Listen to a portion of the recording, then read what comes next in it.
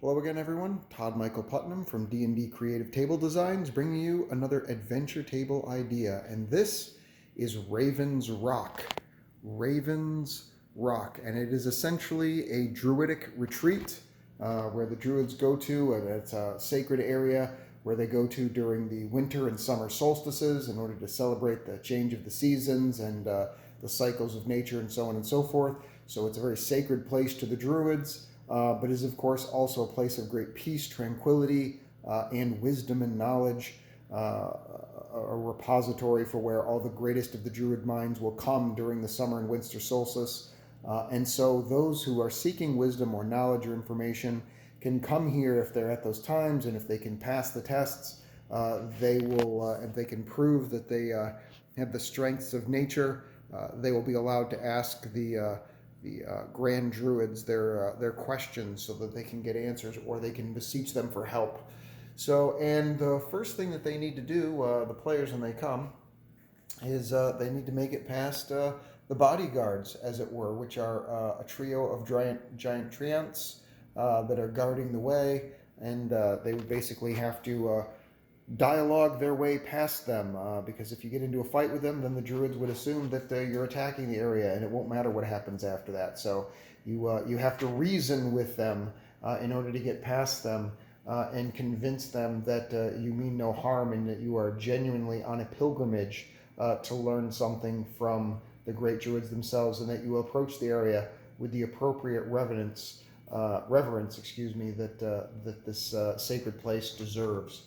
And then once you're able to pass them, the players then have the council of the druids that's there, that's standing around this sacred rock, and the actual Raven's Rock that is up here, where the archdruid will hold council, and he's got a secondary, like a lieutenant or whatever, that's there. And if the players would first have to state what their intentions are to them, and what it is that they want. What wisdom they're seeking, or what boons or favors they wish to request. And once they do that, the great druid would then tell them that they need to first prove their worthiness to nature. And in order to do that, they have to face off against the great strengths of nature, which is the test of strength, which would be where they would battle. One of them would have to battle against a tiger.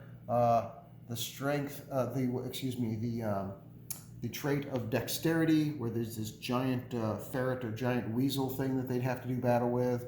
The strength of constitution and fortitude, where there's this giant boar that they have to fight.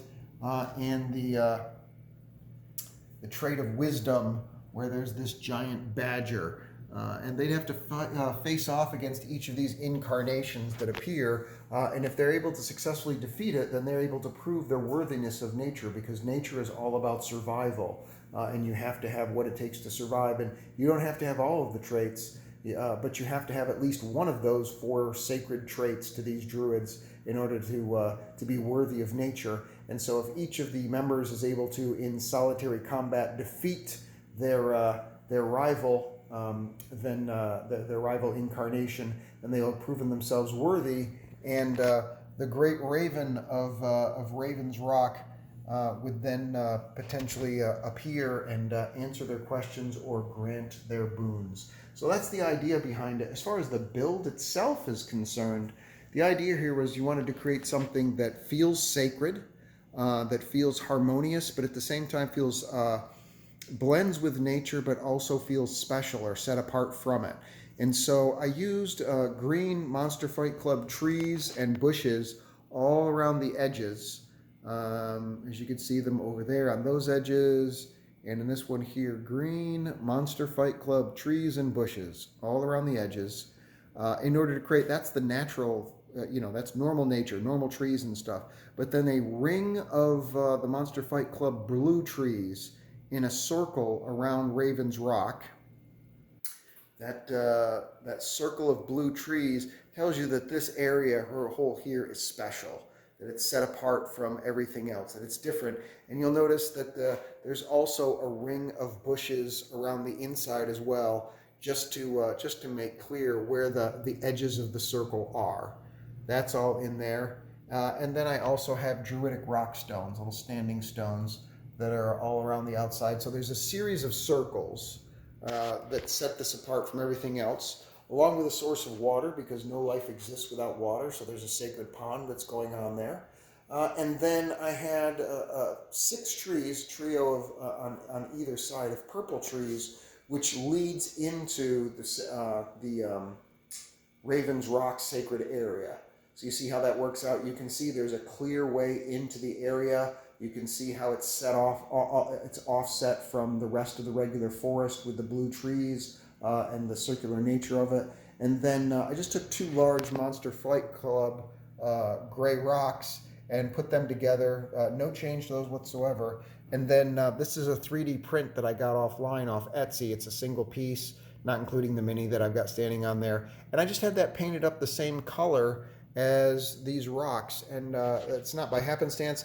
I do that on purpose because it allows you to add flexibility to certain pieces where you can merge them together on the table, and they blend almost seamlessly. Even though the top doesn't exactly fit perfectly on the here, there's a little bit of hangover. It's close enough that when you put the colors on top of it, when they match, it can pass for some kind of a natural type monument. So that's basically all there is to it. Some Monster Fight Club trees and bushes of a variety of color, a few Monster Fight Club rocks, and Monster Fight Club pond. You can see the reflection of my light over above it there, thrown in. And then after that, it's just the minis. Grow them in. And the battle mat itself is from Icons of the Realm WizKids. This is their Grasslands mat. WizKids Grasslands mat. I believe those are available now. You can get those, and I have 2 of these side by side. They're 5 foot by 3 foot. So when I put them side by side, that gives me the 5 foot is the width of this table, and the length of it is 6 foot. So I can just lay 2 of them side by side, and that covers the whole table area. And then for actual gameplay, I have another table that I put on the edge of this where the players can sit at the base of it. And maybe I'll move a little off the side here so the players can sit on that side as well. So that's it. That is Ravens Rock. Please like and subscribe if you enjoy the content and you want to see more of it. Appreciate any comments that you leave to let me know what you think of it. And I will see you guys on the next adventure. Take care. Bye.